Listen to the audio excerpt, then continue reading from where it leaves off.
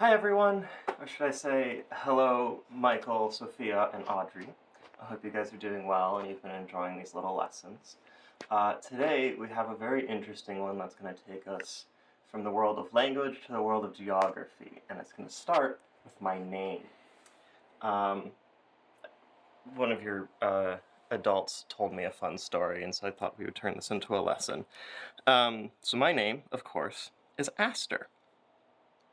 And one of you, I believe it was Sophia, very acutely observed, like, oh, she must have gotten that from asteroid, because I was talking about asteroids last time, and you're very close. You're very close. It's the other way around. Asteroid came from Aster. Now, Aster is what we call a root word, and it's Greek for star.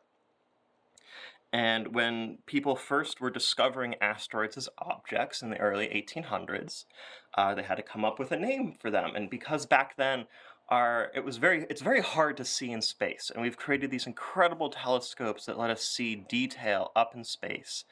But they couldn't do that quite yet. So they said these are things that aren't quite stars, but they are star-like. So they call them asteroids. Eidos being another Greek word meaning like the shape of, the body of, or like. So they're saying it's a star-like object when they say asteroid. Now, we have lots of words in the English language that come from Greek and Latin root words. So some other space-related ones you probably know. Astronaut. This is someone who goes up and does stuff with the stars. You have astronomy, studying the stars, like biology is studying life, bio being life, and ology being the study of something, so astronomy, and this is all Greek. And then you also have star in Latin, which is stella, and that's where you get stellar, meaning of space or of the stars. It also can mean great, because stars are great. And then you have something like cosmonaut, which is what Russians call their astronauts. They don't have astronauts, they have cosmonauts, but it's a similar root system. It is saying it's of the cosmos, it's of space. You know, you are a person working in the cosmos, so you are a cosmonaut. And especially in scientific fields, you will find a lot of these Latin and Greek roots, because in our culture, our science came from ancient Greece. It came ancient Greece, ancient Rome, and also ancient Arabia, but it would get translated into Greek and then later into Latin, and that was the language these scientists worked in for centuries. And so that's why you have a lot of these root words in science. We also have root words from French and from German, and of course English, because English is its own language, has its own words. And I'm going to show you a bit about why this is. So we're going to move over here to this map. This is a very approximate drawing of the Mediterranean. Now, Rome was an empire way back when, about 2,000 years ago, a bit before that. 2,500 years ago is when they started here, Rome, as a city-state, and they grew to conquer Italy, and then they continued to grow until they conquered basically everything inside this red line. This was like all part of the Roman Empire at one point or another. Now, all of these places, they were called different things. Like France used to be Gaul, Spain was Hispania, Britain was Britannia, I think Egypt was still Egypt. But all these places had their own languages and their own peoples and customs and traditions. But as the Roman Empire expanded, they incorporated and destroyed a lot of this language and custom. While at the same time, a lot of the Roman language and custom got shared with these cultures. So Rome took a lot from Greece, because Greece was kind of like the big empire in the area before Rome. So a lot of Greek culture got incorporated into Rome, and that's why there's still a lot of Greek words being used today. And then Latin was spread to this entire area, which is why a lot of these languages have deep Latin roots.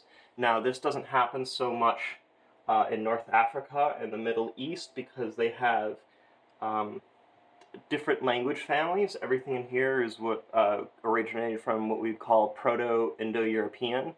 So besides the shared influence of Latin, German, French, Spanish, English, Greek, they all have similar roots already because of how population migration happened, even long, long, long before the Roman Empire. And then down here they have predominantly Arabic, I think. I don't know much about North Africa, I'm sorry. But, so as an English-speaking person here in America, I didn't have space to draw America over here, but we got that influence. So much of our culture here in the United States of America is influenced by Roman culture, because it influenced English culture, and then of course we came from English culture as settlers and colonizers. And so we've inherited that. So you can trace back these aspects of our language to Rome, and then you can trace them even further back beyond that. But, so that's just a short lesson on why you see the similarities in my name and something like asteroid. It's because of this influence of the spreading of language of the Roman Empire and the Greek and Latin roots. So I hope that makes sense. I think, let's see here, there's two things I think would be really cool for you to do. One is to look up the origin of your name. Maybe it's based off of a noun like mine, maybe it comes from a historical document. I'm pretty sure some of you have biblical names, which might be a cool thing to look into, because it's a similar process of culture spreading. And then the other thing is look for root words. Look at especially medical and scientific words and see if you can pick out the roots of those words. A good way to do this is there's something called etymology. Etymology is the study of a word. We have the ology thing again, right? The study of, so eta would be word, and ology would be the study of, so this etymology, the study of a word. So if you pick a scientific word like cardio, cardio means heart in Latin. So if you would search the etymology of cardio, you would get that information.